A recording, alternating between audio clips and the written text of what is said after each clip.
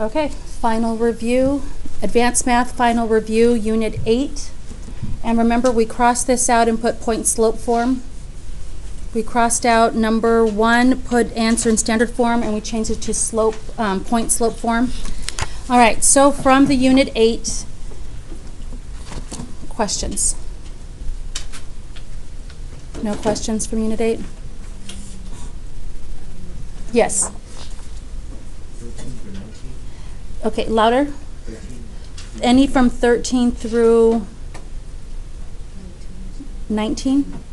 So the even odd and number 19? Yes? Yeah. Okay. And number 20. Do you mean 13 through 18? Okay. Did anybody need 19? Okay, and what? 24. 24. What about 22? 22 is a good one to go over. Yeah. 22. And there are problems on the next page. It does go up to 31. Okay. Oh, yeah. Can you do 27? 27? Yes.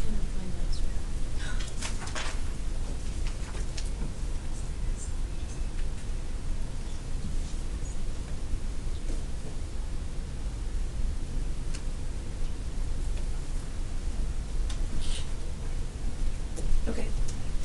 Did you say number 1, just getting us started? Okay. Write an equation of a line passing through the points -2, 1, -5, -1 in point slope form. Point slope form, do you guys remember what point slope form is? Y minus y1 equals m And then the parentheses x minus. x1. Okay, remember when we plug it in after we're writing our final answer, that's a variable and that's a variable. X and y are variables. The x1 and y1 is where I plug in a point. Okay, find the, what do we need to find first on any form that we find? The slope. The slope. And the formula for slope you learned back in middle school, y2 minus y1. y2 minus y1, so -1 minus 1 over, x2 minus x1. good, x2 minus x1, which is -5 minus, not 2, but -2. What do you end up with at the top? Add the opposite, that's negative. 2. Add the opposite, that's negative. 3. Negative 3. 3. So what's my final slope? Positive 2 over 3. That's the hardest part. And if that wasn't that hard, then this should be an easy problem. Next thing you do is write it in this form. This one you wouldn't be able to check because the answer on the answer document is not the form that we're using. So you're checking it with me right now. Are you ready? All right. I need a slope, which I have, and a point. Does it matter which point you use? No. I'm just going to pick the first one. And you plug it in. Y minus y1, so y minus what? 1. Y minus 1 equals slope, which is 2/3, and then x minus x1, so x plus 2. Now, what if a different student said, well, I don't want to use that point, I want to use the second one, -5, -1. Could they? Yes, there's no restriction on you have to use the first or only the second. So their answer would look like what? Y minus y1 would be what? Plus 1. Plus 1 equals the slope, 2/3. And then x minus x1 would be what? Plus 5. Now these may look like different functions and they look different, but when you actually go and graph, like plug it in a graphing calculator, you couldn't plug this one in. But if you plug it into the Desmos app and you graph it, they both come out to be the exact same line. Same point, same y-intercept, same slope, everything. All right. Questions? All right. 13 through 18. I'm not going to do them all, but does anybody remember how to check whether it's even, odd, or neither? Look at the exponent. You know what I mean. Be more specific. Do we look at the exponents? So something with a negative. Okay, you plug in a negative x for all of the x's, that is correct. And if it comes out the same as the original, we call it what? Even. If it comes out different, we call it, I'm sorry, I didn't mean to say different. It came out opposite, it's odd. And if it didn't come out to be the same or opposite, we call it neither. I'm just going to show you the notes real quick. It's this lesson here. It looks like it was Unit 8, Objective 5 notes, and you can see where I highlighted even, odd. And right here is what you guys were just now telling me. And then I showed some examples using sine and cosine graphs that or functions that we've done before. There's some examples in here. So if you struggled with this section, put a little note to yourself. This is 8.5 notes, and it was a handout. So if you're looking for it, it is a handout. All right, so you guys just told me f of negative x equals the original function. It is even. If f of negative x equals the opposite of the original, notice where my negative is at now. It's the opposite of the original. It is odd. And if neither of these happens, it's neither. Really quick, as far as graphs go, do you remember about graphs as well, even, odd? If it folds on the x, if it's symmetrical on the y-axis, we call that even. So are all parabolas even? No, look at this one. It's symmetrical, but is it symmetrical on the y-axis? No. So if you're looking at a graph, in order for it to be even, you have to be able to fold it on the y-axis and it be a mirror image, symmetrical on the y-axis. Does anybody remember for this one, what you had? It says symmetrical about the origin, how you check that. Does anybody remember? Put that there, the origin, and you flip it upside down. If it's the same graph, let's check. It starts top, it's high, low, going from quadrant 2 to 4. And does it do the same thing when I flip it upside down? Yes, then that is odd. If neither of those happen, like that one there, that one looks like this one, but when you flip it, it's not the same. This parabola looks like that parabola, but when you fold it, it's not the same, so these two would be neither. All right, so pick some from 11 through, or 13 through 18 for us to do it. I want to do them all. Shall we do the first one? Okay, f of x equals x cubed plus 2x squared. And right now we're going to find f of negative x. And what do I plug in for all where the x's used to be? Negative x. And that gives me positive or negative x cubed? Plus 2x squared or minus 2x squared? Plus. Why is it plus 2x squared? Because this negative squared becomes positive, right? Okay. If you cannot tell, you can factor out a negative, or if it's just a regular binomial, trinomial, just check all your signs. Are these two opposites or the same? Which one? Okay, so it's not even yet. It may be if we could factor the negative. Let's check the next one. What about these? They're the same. So are they both signs exactly the same or both signs exactly opposites? Neither. So what's the answer? Neither. Or what I did do in class, we factored a negative to see if you can factor a negative and it's the original, it is odd. When I factor out a negative, does it come out to be the original? No, so it is neither. All right, questions on that one? All right, 18. F of x equals x squared minus 3 over x. F of negative x equals blank squared minus 3 over blank. And what do I plug in for all the x's? A negative x. So that gives me what in the numerator? X squared minus 3 over negative x. Now this one's tricky because it's a fraction. What I suggest is take a look at the top first. Does the top match? Okay.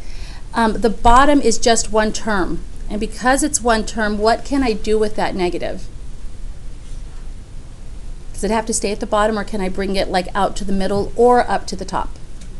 Okay, so if I put it to the middle, it looks like this: x squared minus 3 over x, or at the top, negative parentheses, x squared minus 3 over x.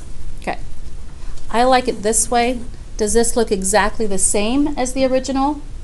The opposite of the original, or neither? Opposite. So this is odd. Fractions are a little trickier. You have to be careful with those negatives. If it was a negative at the top and a negative at the bottom, that would cross out to a positive, so you do want to double check. Okay, are we good with even, odd, neither? It looks like 15 isn't even. Can you guys glance at 15 really quick? Plug the negative in your head. Can you see that it would end up being the exact same thing? Yeah. So that would be even. So on 16, Mhm. what would that be? Good question. That is a really good question. 16, f of x equals 7. Plug in a negative x, what do you get? Is it still 7? There's no x. So it's even, correct. When it's just a linear function, there's nowhere to plug in a negative. It's going to stay at the same. This is y equals 7. What does the graph y equals 7 look like? Is it vertical or horizontal? Horizontal. So it looks like this. Okay, bad graph, but it looks like that. Is that symmetrical on the y-axis? Yes, so you could see it graphically as well as algebraically that it is even. All right, are we good with that section? Okay, 22.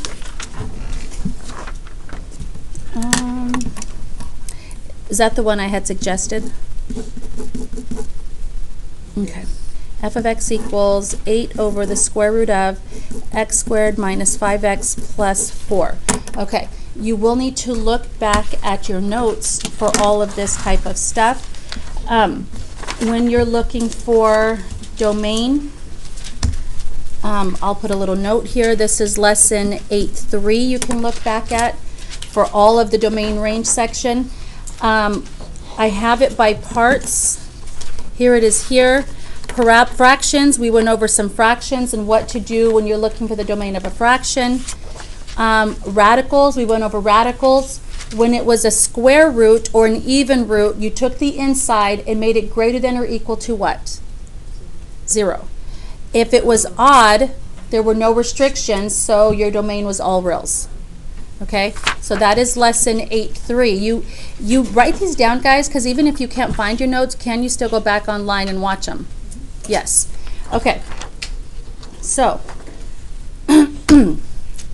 we have two combined here. Do you guys see that? We have a fraction and we have a radical. For a fraction, the denominator cannot equal what? For a fraction, the denominator cannot equal 0. For a radical, the inside has to be greater than or equal to 0. So put the two together. What do we end up with? X squared minus 5x plus 4 is what? Greater than or equal to 0 or greater than 0? Do you guys not remember? I'm going to write it like this first. Why would that be wrong?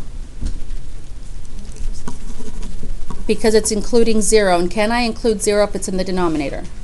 If they gave you this originally, and it was not a fraction, it was just that function, could I leave the equal bar?